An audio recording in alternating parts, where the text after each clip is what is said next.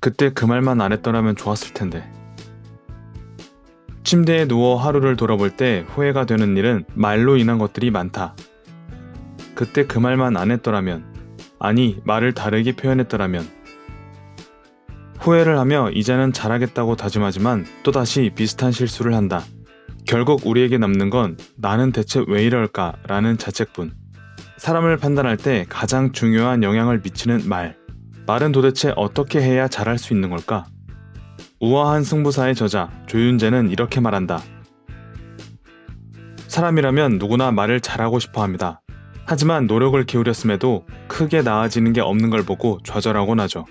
더욱이 말을 잘하기는커녕 말실수까지 했다면 자존감은 크게 내려가기 마련입니다. 보통 사람들이 말실수를 하는 이유는 크게 세 가지로 나누어 볼 수 있습니다. 첫 번째는 지나치게 많은 말을 한다는 것이고, 두 번째는 모름을 인정하는 말을 잘 하지 않는다는 것이죠. 마지막으로는 자신의 마음과 감정을 잘 표현하지 못한다는 겁니다. 저는 고전을 공부하면서 우아하게 말을 잘할 수 있는 방법을 배울 수 있었는데요. 말을 잘하고 싶었던 사람이라면 이 성어를 잘 기억해 주시길 바랍니다. 말할 때가 되지 않았는데 말하는 것을 조급하다 하고, 말해야 할 때 말하지 않는 것을 숨긴다고 하고, 안색을 살피지 않고 말하는 것을 눈뜬 장님이라고 한다. 원래 이 성어는 윗사람을 모실 때 저지르기 쉬운 세 가지 잘못에 대해 말하는 것이지만, 평상시 대화에서 이 잘못만 하지 않도록 주의를 기울인다면 달변가는 아니더라도 말을 제대로 하는 사람으로 인정받을 수 있습니다. 먼저 첫 번째 잘못은 자신의 차례가 아닌데 말하는 것입니다. 예를 들어 다른 사람이 말하고 있는 중에 불쑥불쑥 끼어들거나 말을 독점하는 사람이죠.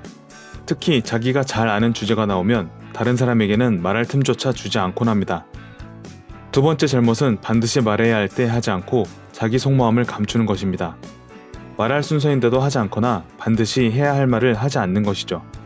해야 할 말을 하지 않고 감춰두는 것 역시 상대를 기만하는 것입니다. 마지막 잘못은 안색을 살피지 않고 눈치 없이 말하는 것입니다. 여기서 안색을 살피는 것은 상대방의 감정 상태를 감안해 그에 맞게 말하는 것이죠. 만약 상대가 화나 있거나 슬퍼하는 상태라면 당연히 말을 더 주의 깊게 해야 합니다. 또한 상대가 혼란스러운 상태라면 중요한 판단이 필요한 말은 피하는 것이 좋습니다. 감정이 흔들리는 상황에서는 올바른 판단과 결정을 하지 못하기 때문입니다. 이 모든 원칙을 아우르는 단어는 바로 진실함입니다. 우리는 흔히 말을 잘한다는 걸 능수능란한 말의 스킬이라 착각하기 쉬운데, 진심이 담겨있지 않은 말들은 아무리 아름다워도 아무런 의미를 갖지 못합니다. 프레젠테이션의 달인이었던 스티브 잡스 역시 화려한 언변 아래 그의 철학에 대한 진실함이 있었기에 말 한마디에 더 많은 사람의 열광을 이끌어낼 수 있었죠.